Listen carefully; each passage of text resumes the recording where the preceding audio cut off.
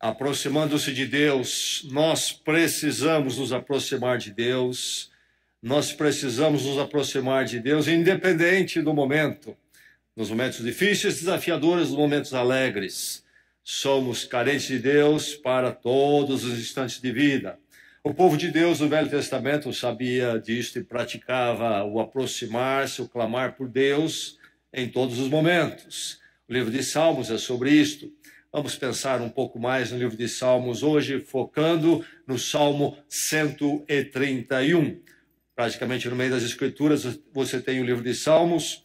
Vamos focar no Salmo 131. Espero que você tenha trazido a sua Bíblia e você vai ler a palavra, atentar para ela junto conosco, com todos. Traga sempre a palavra de Deus com você. Salmo 131. Mas antes vamos lembrar um salmo menor dos salmos que nos fala, nos aponta a tônica, a temática de todo o livro de Salmos, dessas poucas linhas, deste pequenino salmo, nós temos a expressão de todo o salmo. Salmo 117 é o menor deles. Antes de focarmos, então, lermos o Salmo 131, vamos lembrar o Salmo 117, e vamos ministrá-lo uns aos outros e vamos proclamar a verdade deste salmo. A verdade do salmo, devemos sempre nos voltar ao Senhor, reconhecer quem Ele é e adorá-lo em todas as circunstâncias e situações. Vamos fazer assim? Vamos lê-lo juntos. Louvem o Senhor, todas as nações, exaltem-no todos os povos, porque imenso é o seu amor leal por nós, e a fidelidade do Senhor dura para sempre. Aleluia. Salmo 131. A palavra de Deus que encontra a sua vida nessa esquina da sua vida, que se chama hoje ou esta noite, e certamente o encontra para agarrá-lo, talvez de surpresa até, e abençoar a sua vida. Então, que o seu coração receba com alegria a palavra e a sua mente atente, então, com cuidado para a palavra de Deus. Ouça a palavra. Senhor, o meu coração não é orgulhoso e os meus olhos não são arrogantes. Não me envolvo com coisas grandiosas nem maravilhosas demais para mim. De fato, acalmei e tranquilizei a minha alma. Sou como uma criança recém-amamentada por sua mãe. A minha alma é como essa criança. Ponha a sua esperança no Senhor, ó Israel, desde agora e para sempre.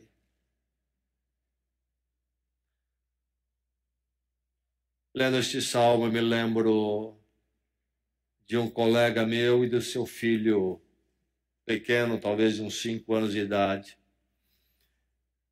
Morava interno num seminário nos Estados Unidos, um grande seminário, e algumas refeições eu fazia no refeitório do seminário. E esse colega, às vezes, também ia lá com a sua família, a sua esposa e o seu filho pequeno, para fazer a refeição. E eu me lembro na fila, quando aguardávamos a hora de pegar o bandejão, o menino começava: pai, quero pão, pai, quero pão, pai, quero pão, pai, quero pão. E eu dizia para ele: dá pão para esse menino. Ninguém aguentava mais. Aquele menino parece, de forma mais comum, na verdade, com você e comigo. Não é verdade que nós somos vistos mais como pessoas sem tranquilidade do que pessoas com tranquilidade? Estou falando de tranquilidade interior, não uma questão apenas de estar sentado. Um coração sempre agitado, desassossegado, sem ponto de parada e descanso. correndo e correndo para cá e para lá. Não estou falando primeiramente fisicamente novamente, mas no espírito, no interior. Tem havido de forma muito comum no seu íntimo a experiência da tranquilidade, do sossegar? Ou a conturbação e a perturbação é mais comum? A palavra de Deus vem ministrar a você neste ângulo, nessa necessidade, que é, me parece, a necessidade mais comum do ponto de vista emocional na humanidade hoje. E por falta dessa tranquilidade interior, as pessoas estão tendo todo tipo de problema, físico inclusive, e também o desacerto emocional, existencial, e as terapias estão em alta. Falta tranquilidade. E há uma indústria especializada em explorar isto e aguçar isto em nós. Porque quanto mais aguçar, mais estaremos nas mãos daqueles que manejam o marketing em particular. Um mundo especializado em roubar a nossa tranquilidade, e nós permitimos isto. E permitimos e por isso sofremos. Nós desejamos a tranquilidade, falamos de como ela é a experiência desejável e que queremos, mas pouco fazemos para alcançá-la e desfrutar dela. E continuamos dizendo: quero pão e quero pão, quero pão. O que acontece? O que se passa? Nós estamos fadados a realmente a viver desse jeito para sempre? Ou há uma outra possibilidade? Há um outro jeito, há uma outra forma de viver? Você senta com seus parentes, você vê que não há tranquilidade. Você senta com seus colegas, você vê que não há tranquilidade. Faço parte desse mundo e então estou destinado a ser como eles. Ou há um outro modo de viver? O salmista é o rei Davi, um rei de sucesso, um homem com muitas responsabilidades e poeta também, músico. Ele compôs este salmo e ele afirma que tranquilizei a minha alma. Você poderia dizer isso algum dia na sua vida? Será que seria capaz? Falando uma verdade, não querendo impressionar os outros, não querendo pôr uma aparência espiritual, piedosa, mas de verdade, lá dentro, você poderia dizer: tranquilizei a minha alma? Ou você é especializado em perturbar a sua alma, desassossegar a sua alma? Estou falando de uma alma desassossegada aqui nesta noite. Você escreveria este salmo, mas se você escrevesse sinceramente, a sua linha seria: eu perturbo a minha alma. Pela graça de Deus, essa palavra nesta noite chega a você e você possa encontrar uma opção de vida diferente do que aquela que tem o angustiado, o atormentado. A palavra de Deus diz a você nesta noite que é possível tranquilizar a alma, porque este homem de Deus experimentou isto. É para você, é para cada um de nós aqui nesta noite. Que o Senhor tranquilize a sua alma. Alcance tranquilidade. Alcance a tranquilidade espiritual. Para isso é preciso encontrar uma fonte, uma base que nos dê contentamento. Então é preciso contentar-se através do quê? Através da dependência. Somente na dependência que encontraremos contentamento e aí então a tranquilidade para a nossa alma. Porque a intranquilidade vem de forma forte através da falta de contentamento.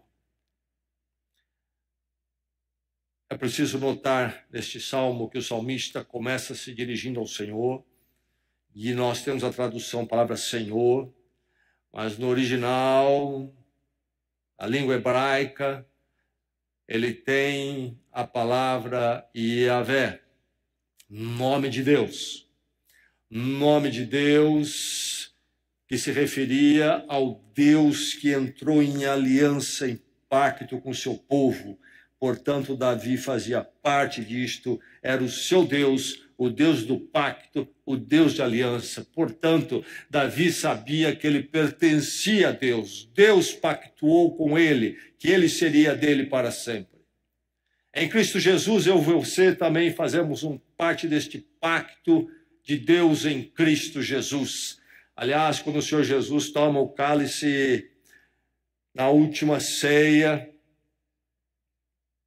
e ele diz que aquele cálice fala do seu sangue, a morte por nós. Ele disse: este é meu sangue da nova aliança, do novo pacto. Em Cristo, Deus pactuou conosco, nos dando perdão, arrependimento, nos trazendo para si. Em Cristo somos dele, perdoados, transformados, e somos dele para todo sempre. O contentamento, então, que vem através da dependência, necessita esse entendimento e essa experiência de conhecer o Deus pactuado em Cristo Jesus. E sabermos que somos dele, e somos daquele que é maior do que nossas vidas, que este mundo, e que é assim por toda a eternidade. Ou nós encontramos isto, ou não encontraremos um lugar para a dependência do que é que você está dependendo. Qual é o solo do seu pé, o chão dos seus pés? Em que rocha você se assenta? É pequena demais se não for o Senhor. E ele será a sua rocha, onde você está assentado, a qual você depende, somente se ele for o seu Deus pactuado em Cristo Jesus. Maravilha para você que já é esta. Você tem onde encontrar a firmeza, o ponto do qual você pode depender. Ele não é uma força. Tantas pessoas tentando encontrar tranquilidade hoje através das meditações de influência asiática, oriental, mas eles não entendem que isso vem de uma proposta. Eles não compreendem, a maior parte das pessoas não compreende. Estão pensando no nada, no nada. O budismo, por exemplo, não crê em Deus, não existe Deus. Fala de uma realidade metafísica impessoal, algo do qual você não pode dizer que depende. Quando a Bíblia fala do Senhor, fala daquele que é o Criador, governador, com intenções, planos, poder, ação, e um Deus que fala e age, tem falado e agido por nós na história, culminando em Cristo Jesus. E nós, então, podemos depender dele, e sabemos que ele é alguém dotado de amor e graça e que se porta conosco. Meu ponto de equilíbrio, meu ponto de dependência. Para alcançar tranquilidade é preciso contentar-se através da dependência. E aí é que entra essas expressões dele, ou esta metáfora dele, no verso 2, quando ele vai trazer a figura de uma pequena criança. Esta figura da criança e a amamentação é a expressão ilustrada do que é estar na dependência de Deus. A versão que eu li diz que a alma dele é como a criança recém-amamentada. Não está errada, e esta perspectiva recém-amamentada ilustra e serve ao argumento aqui. Mas a palavra usada no original pode ser também como uma criança desmamada. E eu prefiro esta palavra. Eu creio que é melhor ainda. Uma criança desmamada, por exemplo, próxima da sua mãe, ela já não fica naquele choro desesperado quando tem fome.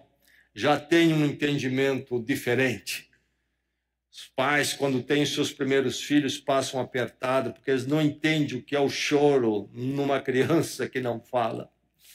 É uma forma de expressão e eles interpretam, é uma forma de expressão para comunicar uma necessidade, eles interpretam aquela agonia como se fosse o choro de um adulto. O choro da criança é dizendo, eu preciso de algo.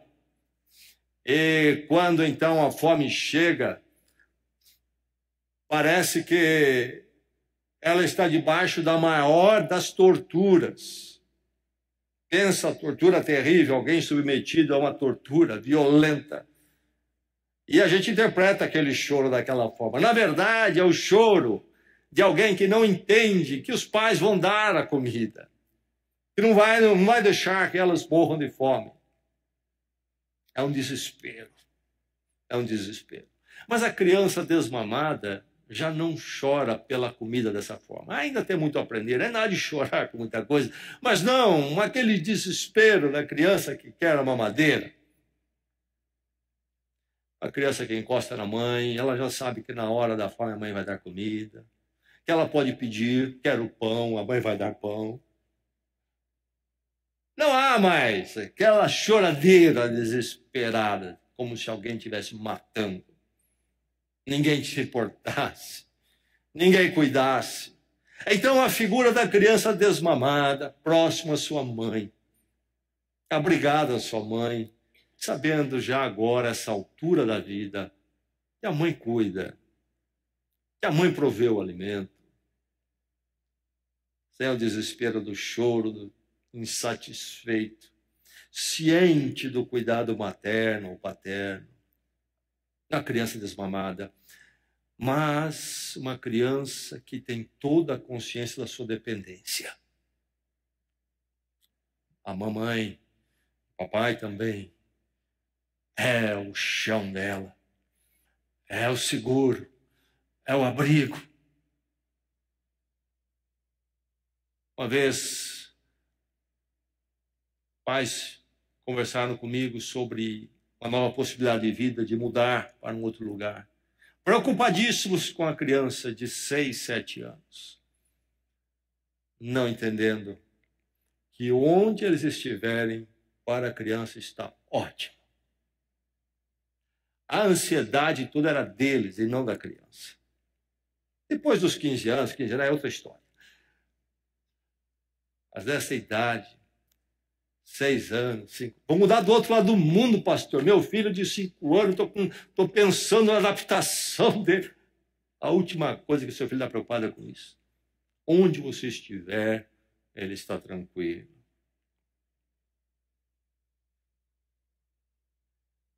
É um ser dependente, não mais do choro desesperado, mas que fica tranquilo porque sabe que tem uma mãe por perto. Um pai. Há uma dependência total, sem o choro infernal. Contente-se através da dependência. É Deus alguém que você sabe já, que cuida, que você precisa ser cuidado e que Ele cuida, ou você não chegou nesse ponto ainda com Ele? Dois extremos. Você nesse bebê chorão, que não consegue compreender isso. Deus não vai olhar para mim. Deixa eu pôr a boca no mundo aqui. Vou me agoniar por dentro até morrer.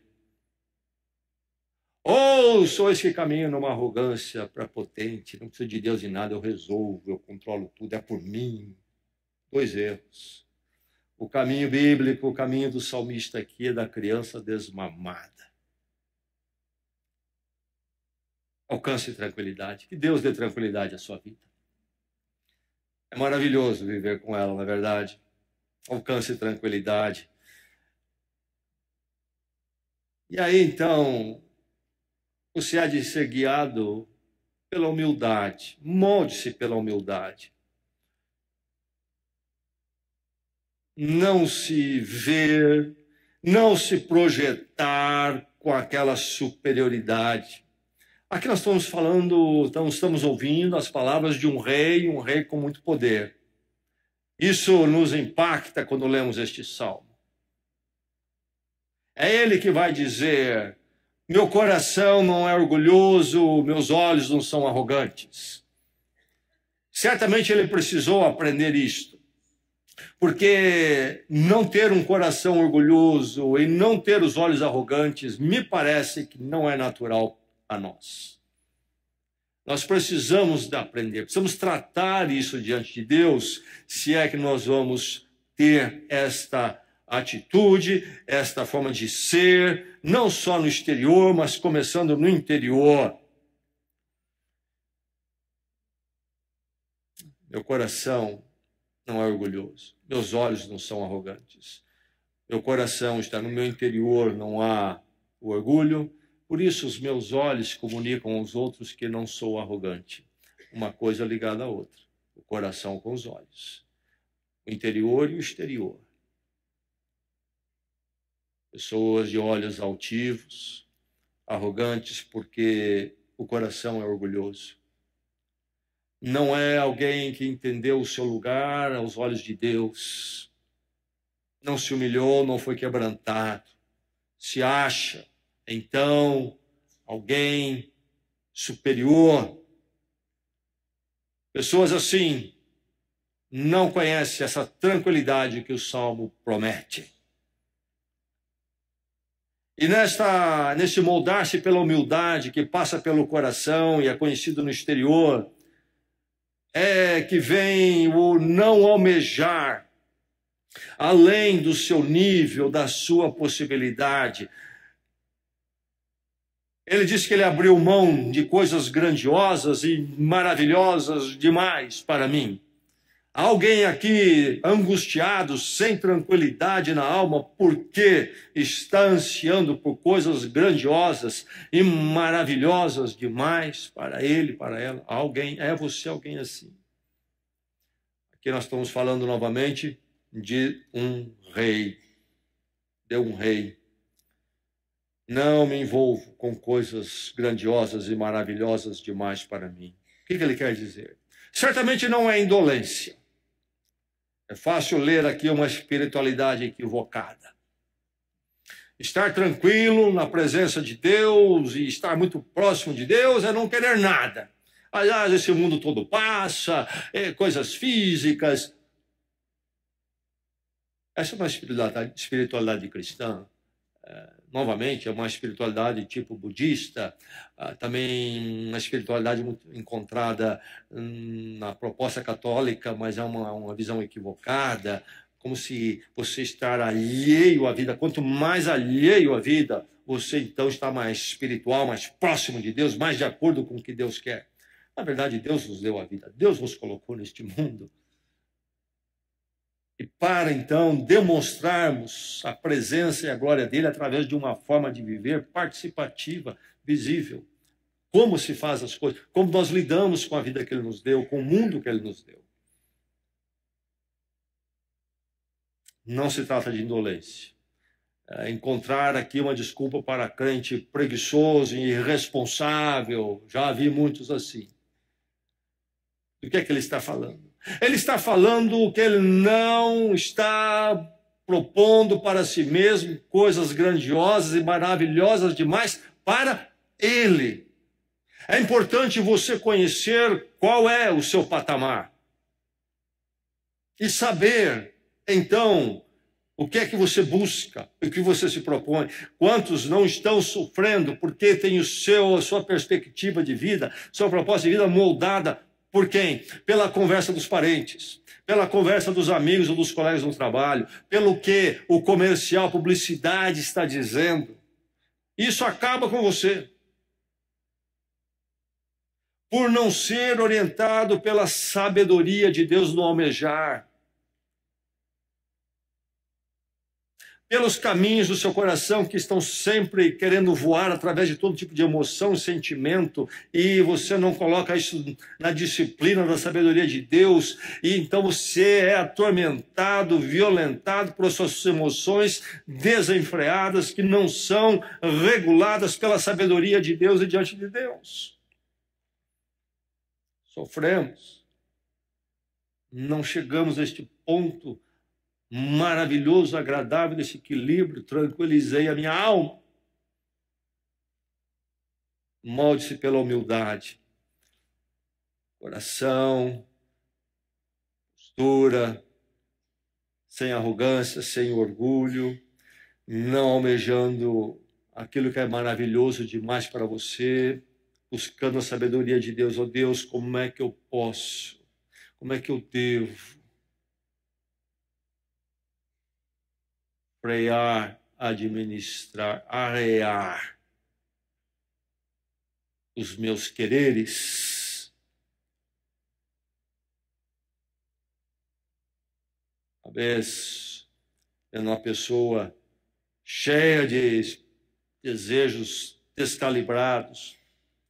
Outra pessoa que estava perto comentou sobre ela. Ele tem o querômetro dele desregulado.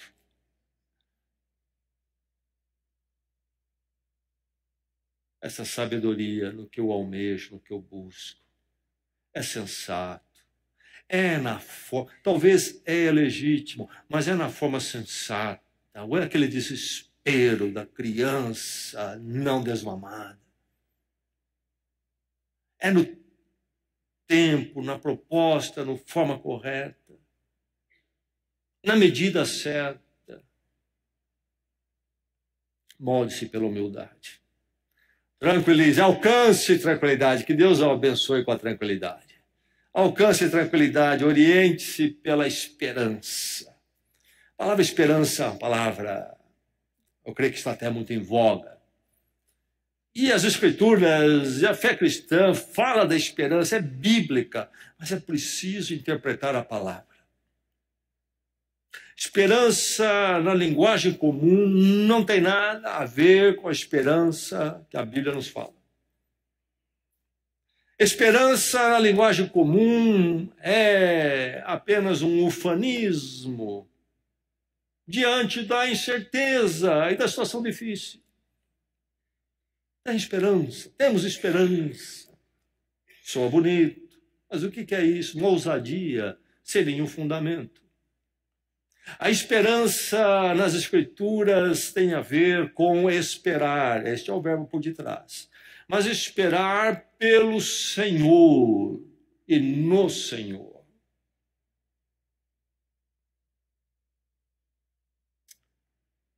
Ponha sua esperança, diz o verso 3, no Senhor, ó Israel, ó igreja hoje. Desde agora, para todo sempre. Questão para o seu coração. No que se firma a sua esperança?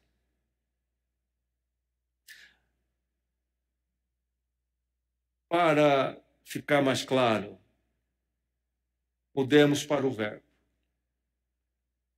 No que ou em quem o seu coração espera.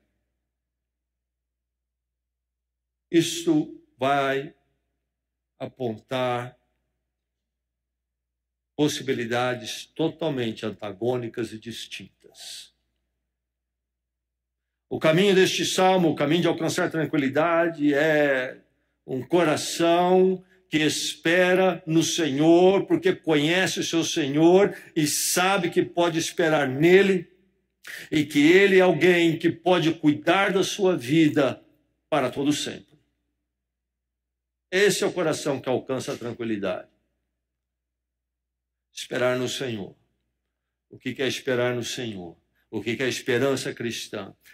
É algo que tem uma dimensão holística. Essa é uma palavra também muito usada nos nossos dias. O que é holístico? Isto é, no todo, na totalidade. A esperança cristã é uma esperança holística. Não é apenas isso, eu espero no Senhor nisto. Não é isso. É uma vida toda, que em todos os seus aspectos, anseios, facetas, tudo está alinhado com o Senhor. Não é o Deus de uma faceta, de um lado. É um Deus do todo. Minha vida está organizada, voltada para esse Deus. Essa é a esperança no Senhor. Então, projetar todo o meu ser e todo o meu viver com Deus e em Deus. É aí o caminho de alcançar a tranquilidade. venho à igreja, faço umas orações, mas não trabalho meu coração nisto e eu continuo perturbado como qualquer mundano. É preciso chegar uma hora quando todo o meu ser é projetado, todo o meu viver é projetado em Deus. Espera no Senhor, ponha no Senhor a sua esperança. Este é o chamado do Salmo. E aí então, confiar, saber que pode confiar na condução do Senhor. Sabe, meus irmãos, Deus vai conduzir a minha vida. Deus vai conduzir a sua também. Não sei o que vem pela frente, mas eu sei que Ele vai conduzir. E sabe, pode ser que em alguns momentos dessa condução eu vou ter crises, inclusive de fé. Minha fé não vai acompanhar. Mas, mesmo naqueles momentos, Deus vai continuar conduzindo a minha vida. Sempre conduzirá. Sou dele no pacto em Cristo Jesus. Como é que vai ser? Como é que vai ser? Não sei. Sei que o Senhor vai conduzir. É só esperar no Senhor. Projetar todo o meu viver, todo o meu ser com Deus e então confiar na condução dele e aguardar o realizar do Senhor. Você é uma criança desmamada. Sabe que na hora certa da necessidade, Deus vai cuidar. Não estamos falando da indolência, já conversamos sobre isso. Não estamos falando que você não vai trabalhar, que você vai ter que resolver os problemas lá. Não estamos dizendo isso. A Bíblia não está falando isso. Mas está falando em todo o meu ocupar, em todo o meu empenhar. Eu sei que o resultado e a condução é do Senhor e eu aguardo o realizar do Senhor.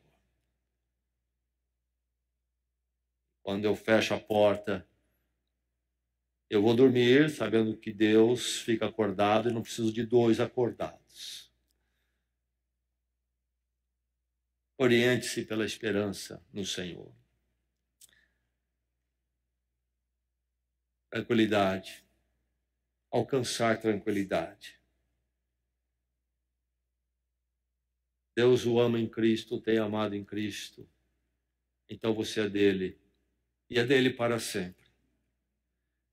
Você pode encontrar, pode alcançar esse estado interior, primeiramente, quando você pode dizer, tranquilizei a minha alma. Não porque eu fiz um exercício espiritual meditativo sobre o nada e fiquei meio zen. A verdade é que eu sei que esse é um mundo problemático, desafios estão aí hoje, estarão aqui amanhã. Como encontrar tranquilidade? Ficou no zen, ficou, daqui a pouco você tem que sair do zen, vai entrar um monte de problema. Toma floral. E quando passar o efeito do floral, como é que fica? Então, quando o floral estava agindo, lá estava o problema. A verdade é como que no mundo caótico eu posso tranquilizar a minha alma. Eu tenho que chegar a esse encontro e tratar com Deus toda a minha vida. E aí então que possa ser verdade na sua vida. O último verso. Ponha a sua esperança no Senhor, ó Israel. Desde agora até amanhã. Não. Desde agora até o ano que vem. Não. Desde agora e para todo sempre. Porque o seu Deus é eterno. Espera no Senhor. Tranquilize a sua alma. Vamos orar.